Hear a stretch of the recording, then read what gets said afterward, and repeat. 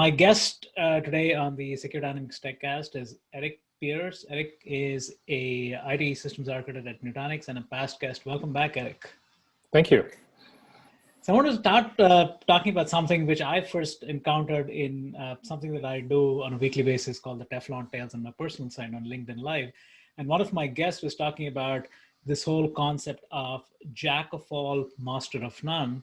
And then she ended up teaching me the extension of that, which is oftentimes better than master of one. And then she was referencing this book that I still have to read called Range. And it came full circle because I was actually looking at one of the interviews that was posted on the Nutanix website, and you were featured in that. And the exact same book was called out over there as well. And except in this case, the analogy was to IT professionals, right? Again, going from the specialists and who used to be revered and put up on a pedestal to IT generalists. So talk about, I mean, you've been through the IT life cycle, right? Again, from an individual's perspective, where does a IT generalist and how did that come about as the ones with the most resilience, if you will?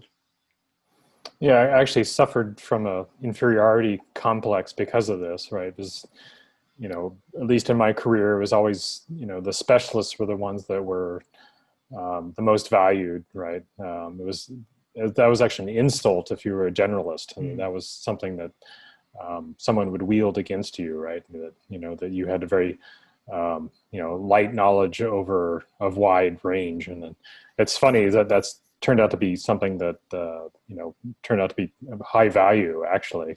And I always, the fallback example for me was something with, the kind of hyperconverged computing present now, like with a company at that's the example that at Nutanix, right? Where a single person, when they're setting up a VM now, right? They're kind of, a perfect example of being a generalist is they're touching on something like hosting and virtualization, storage, and all those topics in 5 minutes. Yeah. Those all used to be entire careers or separate departments within a single company now. And then I'm touching on all those very lightly in the process of setting up a VM for myself. So that's kind of, I don't need to be an expert or go deep in all those, but I'm touching on all of them.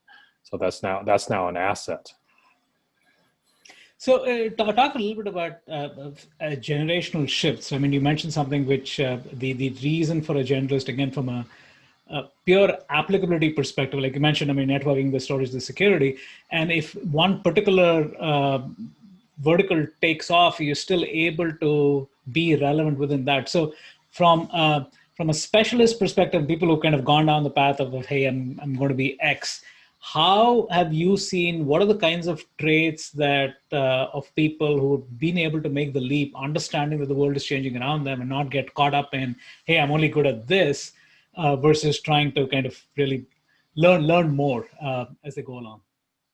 Yeah, I think a cautionary tale is probably focusing too much on one vendor. Certainly, saying, I'm a Cisco person, or I don't want to pick on anybody in particular. I mean, I guess I've been very successful as a Cisco person, but maybe I'm only a VMware person. I guess the classic example, I'm dating myself, would be, no one ever was fired for buying IBM, right? That's an old example, right? But I think that's no longer no longer valid. I think people are valued by being able to deal with any vendor, and I don't think you can walk in any modern environment and find only a single vendor. People, buy the vendor that's best at something, right? And that's no longer a single vendor. You can't go to a single vendor and find the best product for every area. So I think the people should be really good at the underlying technology, and then be able to work with any vendor. And you do that by understanding the underlying concepts, and then you become almost a vendor agnostic. Yeah, it's kind of interesting you mentioned that, because having those credentials used to mean so much in the past, right? Right, especially the classic one, like CCIE or something like that, right? Yes. And it's kind of a weird thing. It starts to count against you. I think there's kind of certification collectors. I mean, you see people on the, there's kind of alphabet soup next to the name at LinkedIn or something like that. And then it just kind of implies they might have too much free time or something, right? And I don't, it's valuable to have a few, I think, but if you have 20 or 10 or something, maybe that may count against you. And I mean, you want some which shows you, but you also want to have real world experience, definitely. So one last question, and I go back to this, even though we talked about it last time, because I found it to be so important, which is, as an individual right now who is trying to learn many things, and you mentioned that this cannot be a weekend project, you got to make this part of your job, right? Mm-hmm. So I go back to that, and again, give a few insights to the viewers and listeners in terms of how does one go about making that relevance versus saying, hey, I'm going to burn my midnight oil, my weekends learning this new skill versus bringing it back into the workplace. Well, yeah, I think I'm always strongest when I talk about my personal experience, which is I've always failed when I say, well, this is something I must learn. Okay, well, I'll just learn it at night, or I'll learn it on the weekend, or you do it in my spare time. I've always failed at that. So the only time I succeed is when I make it a central activity at work. I look for, I don't know, books always have these contrived examples. Oh, let's, for your Perl or Python or whatever learning example, let's make a recipe book or something like that. It's like, that totally fails. So for me, it's, okay, let's solve a real-time problem at work. It's some networking issue, perhaps you've actually really got in front of you. So, if you actually have a problem at work, solve that. You're using the technology that you want to learn. And cement that and make that a permanent part of your job. I think that's the part that works for me. There's always a huge learning curve, but that's fine. And that's you also try to draw on your coworkers so you're not doing it alone. So you build your own support network at work. That's always, create colleagues. You want to be able to have people you can bounce ideas off. They may not have to be in your own company, but at least I think you don't want to do this alone. I guess in the extreme case is when I've been working in a very small startup, I've been the only one working there. I had to reach out to, I would reach out to people in other companies, or I guess, kind of pre-COVID days, maybe it's at a trade show or something like that, but create an online community perhaps, but you have to have other people you can say, I did something, what do you think? Or I have this problem, can I steal some of your code or something like that? So don't do it alone. And they kind of sustain you in your effort.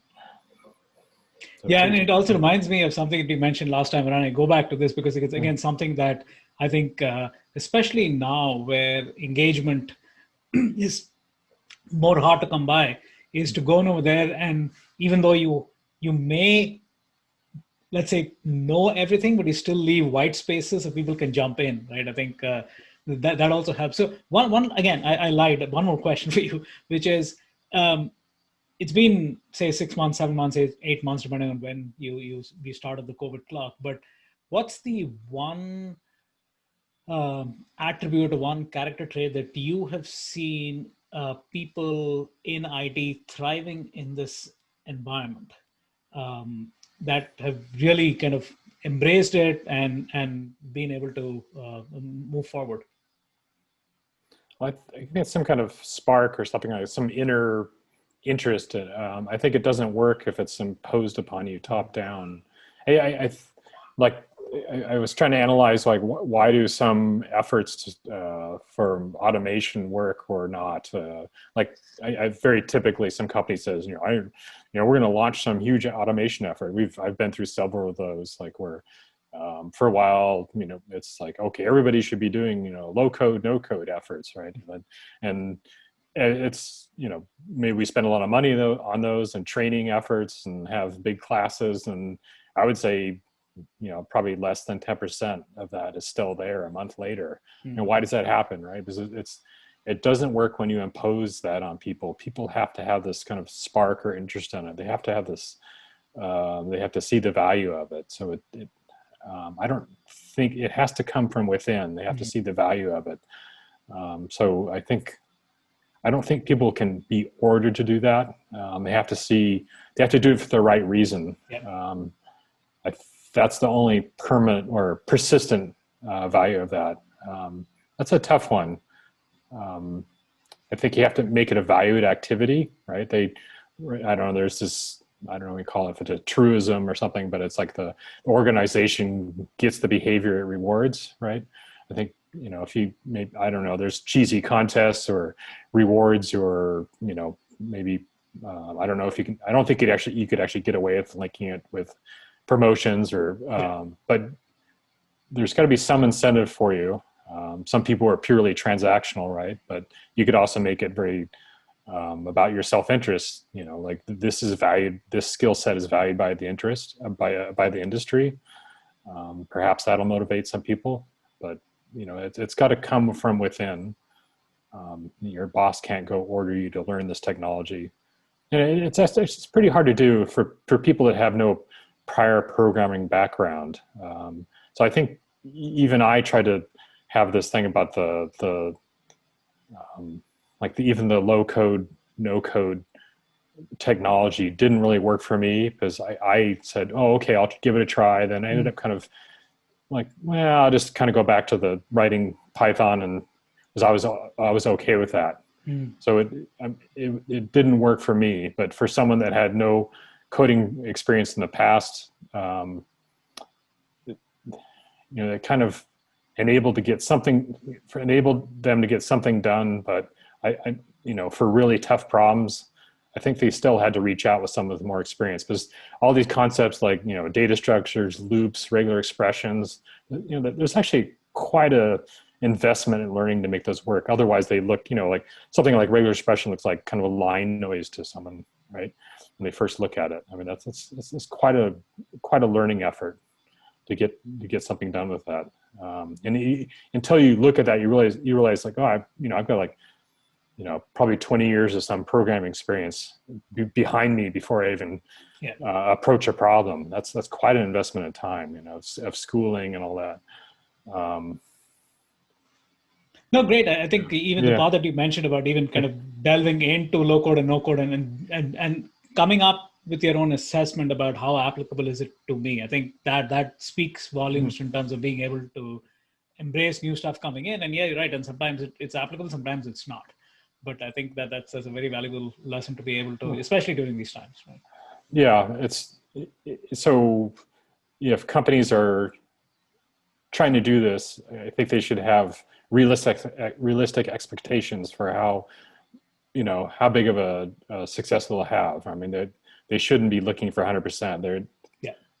It's probably 5 or 10% of the people will actually have a persistent and enduring result, out of this effort. Well said. Again, thanks, Eric. Always great chatting with you, and good luck. And talk to you later. Okay, you stay safe. Thank you.